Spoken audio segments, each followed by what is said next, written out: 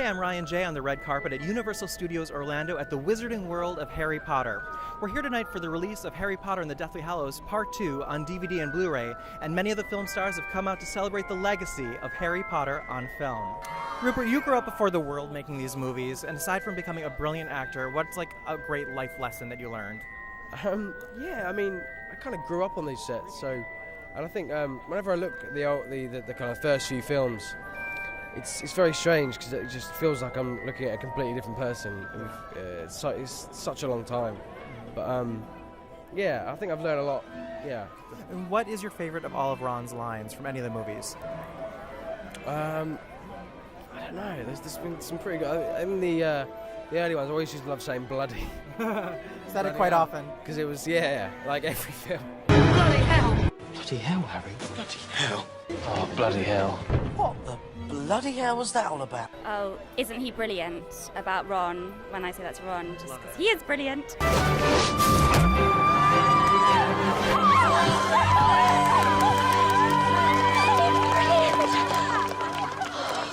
Well, I liked Daniel's line. You know, I improvised a line my first day, actually, on the Chamber of Secrets, because I didn't have an exit line from the scene with Dumbledore, and Chris Columbus said, well, just make one up.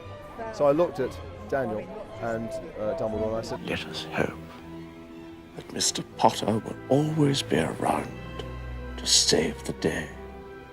And Daniel puffed his chest out, all of 12 years old, and said, don't worry, I will be. And I just remember that so vividly. He improvised that? Yeah, we both did. And I remember thinking, God, this kid's great. The one I thought of today was where we were walking through the castle and I go, oh, I sleepwalk, you see. That's why I wear shoes to bed. Just a funny image of, you know, this little blonde girl walking around the castle in the middle of the night.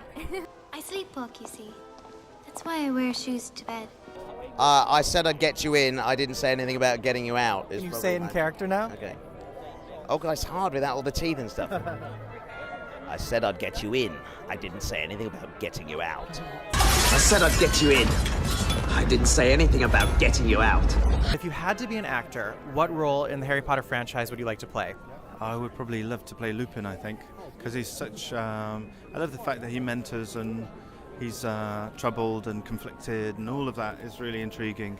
And Lupin's probably my favourite character. He's a fun one. And turning into a werewolf is never a bad thing. Oh man, can you imagine? That could be right. Oh, and it's a full moon tonight. There you go. Yeah. Had you not played Lavender, who else would you have liked to play? Oh, Bellatrix. I would have. Really? Oh God. Yeah. If they ever do like a remake, you know, they could do like a blonde Bellatrix. Oh, Dobby. I think he's a cool character. He's much shorter than you. It's good. That'd be good acting. Great. I quite like to be a bad guy, like a maybe like a Draco style character.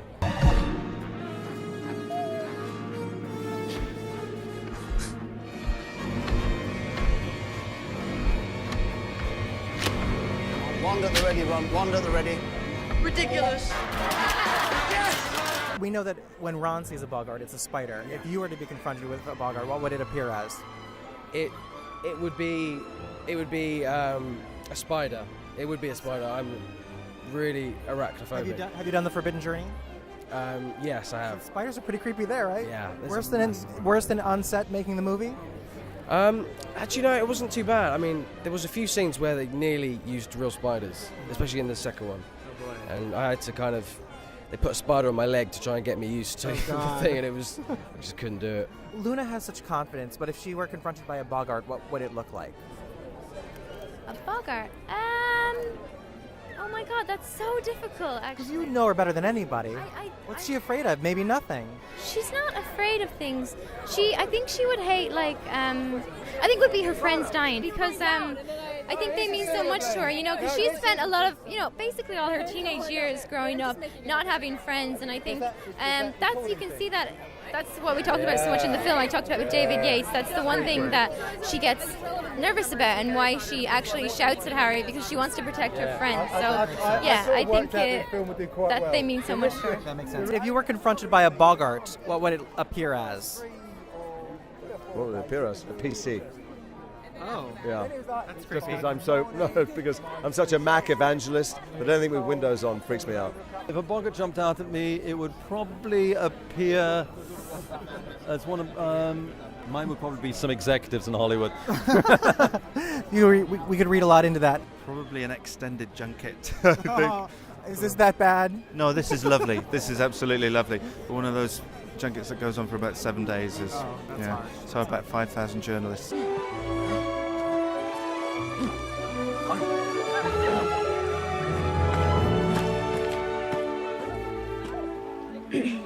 How do you work on your fitness? Well, I go to the gym every day. Well, I haven't been going since I've been here, but I did go for about 20 days non-stop, 2 hours a day at least. So I do lots of workout. I go in the mountains. I do cardiac training. You know, it takes a lot. What are your favorite spells? Favourite spells? I think going back to the old one, like Wingardium Leviosa, that was one where all the kids used to try and, even now, like going around here, you see the people who get there once the first time, they're trying to do that spell. It doesn't really work for the muggles. I think they need to practice more on it. I think that's the main thing. Well, I like Avada Kedavra because it's easy to remember and, pretty much shuts the game down. If you guys were to split your souls into a Horcrux or Horcruxes, what 2 places would you hide them? In a cricket ball, probably, because it'd be a bit different. Probably Oliver's soccer team's Aston Villa's trophy cabinet, because that's never going to be looked at. So. Very clever, very clever. Probably in my ice cream there. In the truck? Yeah, in the truck, Nice. definitely. In a coffee cup and in a cake. I'd probably hide something here.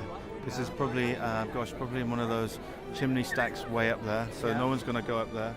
And let me think. And at Leaston Studios in my office, probably under my desk would be fine. Hermione's heart would be one. So sweet. He's a romantic. Yes, why not? And the other one, I don't know, probably in Snape. Chinatown in London, because it's my favourite place to eat, and in the ample bosom of my wife. Lovely. If your soul were to split into Horcruxes, what 2 items might it go into? My iPhone and my pillow, perhaps. Because then they're always like, when I'm asleep, it's both things, the phone there and that's there. But then when I'm away with the phone, then there's the scattered a bit. If your soul were to split into Horcruxes, where would you hide 2 pieces? I'm not going to tell you. That's clever, isn't it? This DVD and the special features are so outstanding, but I heard that the definitive collection's coming out next year. Yeah. What's left to make this even better? We had crews on set the whole time, so I think that's one thing. There's a wealth of material that you haven't seen. Not so much deleted scenes, because we didn't really delete that much. There may be a few things, and there may be extended versions. You know, we did some things for ABC. We did full-length versions. We did added an extra 5 to 7 minutes for some of theirs, which we may include. But also, I don't know. We're just discussing it right now. I think there'll be some little jewels and for fans. Excellent.